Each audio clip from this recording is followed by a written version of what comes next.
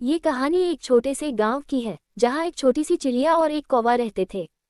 दोनों के बीच में दोस्ती थी, लेकिन दोनों के स्वभाव में काफी फर्क था। चिड़िया एक बहुत ही समझदार, मेहनती और सकारात्मक सोच वाली थी, जबकि कौवा थोड़ा आलसी और चालाक था। ये कहानी उनके बीच की दोस्ती और उनकी संघर्षों के बारे में है, जो उन्हें जीवन की सच्चाई से रूबरू कराती है। पहला भाग, चिड़िया का निर्णय। गांव में एक विशाल पेड़ के नीचे एक छोटी सी चिड़िया का घर था। चिड़िया के पास एक अद्भुत क्षमता थी, वह दही चला सकती थी। वह अपने छोटे से घर से उड़कर पास के बागों से दूध लाकर उसे दही में बदल देती थी। यह उसकी विशेषता थी और वह इस कला में बहुत माहिर थी। चिड़िया को अपने कार्य से बहुत संतुष्टि मिलती थी, क्योंकि वह जानती थी कि उसका हर कदम किसी न किसी को लाभ पहुंचाता है। एक दिन चिड़िया ने सोचा, मैं क्यों न अपनी यह कला और मेहनत से गांव के लोगों की मदद करूं। उसने अपना निर्णय लिया कि वह अब सिर्फ अपने लिए नहीं, बल्कि दूसरों के लिए भी दही बनाएगी और उसे गांव के लोगों तक पहुंचाएगी। चिड़िया ने अपनी योजना के बारे में कौवे से बात की, जो हमेशा उसके साथ बैठता था। कौवा ने उसका मजाक उड़ाया और कहा, तुम इतनी मेहनत क्यों कर रही हो? तुम दही बनाकर क्या करोगी? इससे तुम्हें क्या मिलेगा? लेकिन चिड़िया ने अपना मन बना लिया था और उसने कौवे की बातों को नकारते हुए अपनी राह पर चलने का फैसला किया। दूसरा भाग, कौवे की आलस्य। कौवा, जो हमेशा चिड़िया की मेहनत का मजाक उड़ाता था, अब भी अपनी पुरानी आदतों में था। वह अक्सर चिड़िया के साथ बैठकर उसके काम की आलोचना करता और खुद आराम करता। कौवा का मानना था कि वह अपनी चालाकी से सब कुछ पा सकता है, बिना किसी मेहनत के। उसने कभी भी चिड़िया की तरह मेहनत करने का विचार नहीं किया, क्योंकि वह मानता था कि जीवन में असल सफलता झूठ और चालाकी से मिलती है।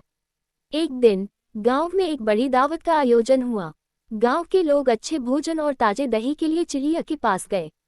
चिड़िया ने सबको ताजे दही का आनंद दिया और सभी ने उसकी मेहनत की सराहना की। गांव के लोग चिड़िया के काम को देखकर प्रभावित हुए और उसे आशीर्वाद दिया। इस बीच कौवा सोच रहा था कि यह सब क्यों न वह भी कर सके।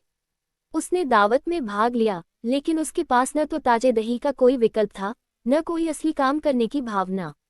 वह केवल दूसरों की नकल करने की कोशिश करता रहा। तीसरा भाग, कौवे का चालाकी से काम। कौवा, जो चिड़िया से सीखने की बजाय हमेशा आलसी रहता था, अब उसकी मेहनत से जलन महसूस करने लगा। वह सोचने लगा, यदि मैं चिड़िया की तरह मेहनत नहीं कर सकता, तो क्यों न मैं अपनी चालाकी से किसी और तरीके से फायदा उठाऊं। कौवा ने सोचा कि वह दही बनाने की कला को चिड़िया से चुराकर खुद इसे बेचने का प्रयास करेगा। उसने धीरे धीरे चिड़िया का ध्यान हटाने के लिए कुछ बहाने बनाए और उसके काम के दौरान उसे परेशान करना शुरू कर दिया। लेकिन चिड़िया ने कभी भी अपनी कार्यशक्ति को खोया नहीं और अपनी राह पर चलती रही। कौवा का ये चालाकी से किया गया काम जल्द ही फेल हो गया। वह खुद दही बनाने में सफल नहीं हो सका और उसकी योजना टूट गई। चौथा भाग, सच्ची मित्रता। जब कौवा ने देखा कि उसकी चालाकी काम नहीं आए और चिड़िया की मेहनत की सच्चाई सामने आई, तो वह समझ गया कि मेहनत और ईमानदारी से ही सफलता मिलती है।